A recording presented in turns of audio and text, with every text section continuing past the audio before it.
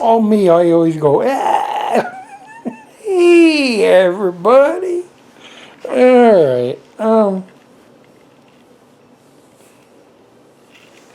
looking. What's a good spot? Here we go. I think that's all right. Wow. Just had a smile on my face pretty much throughout the thing.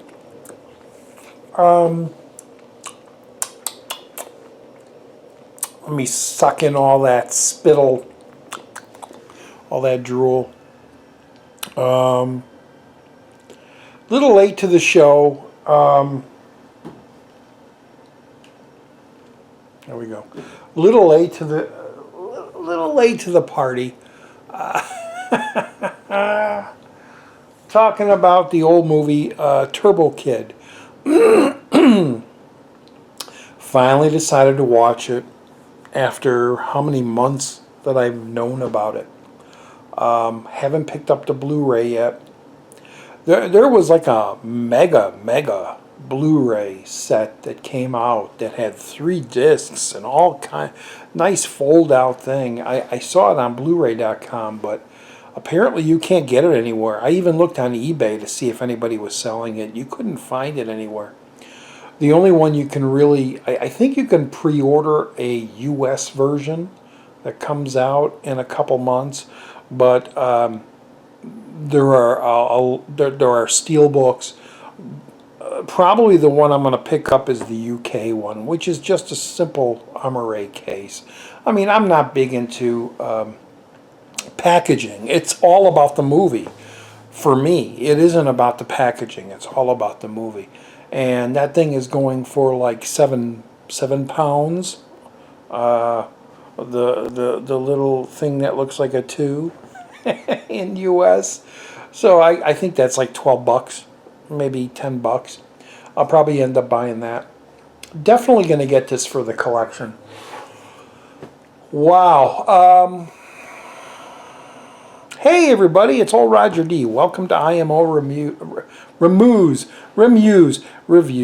IMO Reviews, in my opinion, reviews. This is what I think of the movie, not necessarily what anybody else does. This is my take on it. Just want to put that up front, which you probably already know. But for those new viewers, hey, how you doing?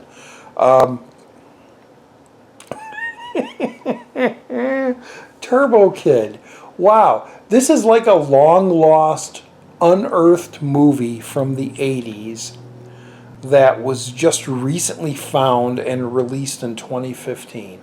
That's the best way you can probably describe this film. It takes place in the year 1998, I believe, after the bombs have dropped and there is a nuclear fallout and nothing is left except for a few scavengers out there. There's no power, there's no gas, there's no autos. Everybody's riding on like bikes, like BMX bikes, and we're introduced to a character, a young kid. Looks like he's probably 19 years old, maybe probably younger, who knows, that is a big fan of a comic book called Turbo Rider, and he decides to become the character from the comic book and call himself Turbo Kid. I believe somebody, Apple, I believe, says, "You're Turbo Kid," and he goes by that moniker. And you have Michael Ironside in there as a one-eyed villain. We find out why he has only one eye later. But he's a villain that makes, very Tank Girl, makes people into water until, spoilers, at the very end they find a water source. Not really spoilers, but he's a very bad guy, and he's got a henchman that wears this metal skull mask with a device on his arm that shoots sawzalls out to people. And anyway, it's a throwback to the movies of the 80s, the B movies, the apocalyptic movies, the cheap movies of the 80s. You know, oh God, I can't think of any of them right now. After the Fall of New York, I think is one of them. Things like that. Very kind of Road Warrior-ish, but with bikes. I think that's think that's the tagline. It's Road Warrior with BMXs.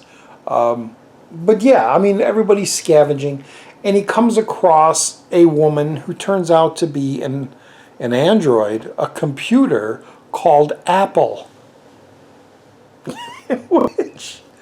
which didn't get to me until probably the last 10 minutes of the movie. I'm like, oh, she's called Apple, an Apple computer. Well, I didn't get that until then. Sorry. Whoosh! You know, but it's done in the style of those those 80s movies. I'm saying early because I'm an old guy. Most people watching this are probably young people that grew up in the 80s, that were under 10 or in their teens and love these movies. I consider them real cheap, bad movies of the 80s. I was talking in my blind date video that I'm going to talk about 80s movies. And I'm going to go into all the different subgenres. You know, there are the ones that have stood the test of time, the Ghostbusters, you know, the Back to the Future, those great movies that everybody talks about. But then there are those lower class. Skinslip talks a lot about those really, really B movies, like After the Fall of New York, and Lauren, those guys. And there's a fan base for those. And then there are the cheesy, I call them cheesy horror films, like Chopping Mall and Night of the Comet, which are Return of the Living Dead. Those are great, great cheesy B movies that I just love. It's weird. I love a certain subgenre, but other ones I'm like, boy, that's just really bad. And they're all just entertainment. Everything is entertainment. Everything is great for someone out there. So this movie fits right in there, somewhere in that genre group. And it is really well done. The music is kick-ass. I need to pick up the soundtrack to this. It's all very synth, all very 80s, almost kind of rock music. It's not John Carpenter. It's like the rock 80s synthesizer music that you used to see in those 80s movies. And I'm sure there's a soundtrack out there. I need to pick it up. But it's extremely gory. It's very gory in that style of those 80s movies. And it is funny. It gets very touching. The directors, I zoomed in on them. I can't even name who put this thing together. But they tapped into exactly what those movies were from back then. Where sometimes they were outlandish, sometimes they were very cheesy, but there was a heart, there was an emotion to them. And there's this beautiful relationship that takes place between the main character, the Turbo Kid, as it were, and Apple, and then he befriends other people, and and then there's Michael Ironside as the evil Zeus, I believe his name is. But anyway, I had a great time with this. I really, really enjoyed it. I think it must be seen by film fans, any film fans. And just to be remembered, just to take it in mind that this is one of those movies that is meant to be part of those 80s exploitation, cheesy sci-fi type movies. There's some crazy stuff in there, man.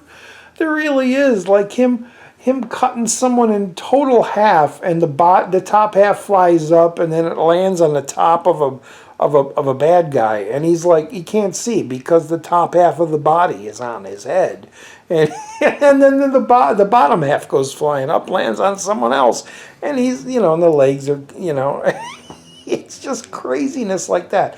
Lots of blood, lots and lots of blood, spraying in your face. Lots of Evil Dead 2 type, Dead by Dawn, just spraying of blood. All done tongue-in-cheek, all done very, very well, with this fantastic 80s synth, 80s beat music. And hey, I loved it. I give it a big thumbs up. Two big fat toes up, if I can show my toes. Two big fat toes up. Yeah, I had a great time. So definitely look out there, find the movie Turbo Kid, and give it a watch, and with a big bowl of popcorn and lots of beer or whatever you partake in, and just enjoy the film. Have a great time. Get into the time machine of the 80s and go back and watch this and put your mind in that frame, and just enjoy the hell out of it. It's a great time.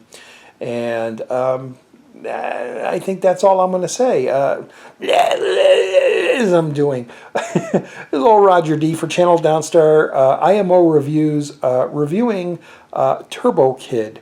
Love it, love it. Oh my God, such a fun time, such a great throwback to those times. See it. All right, bye. Bye.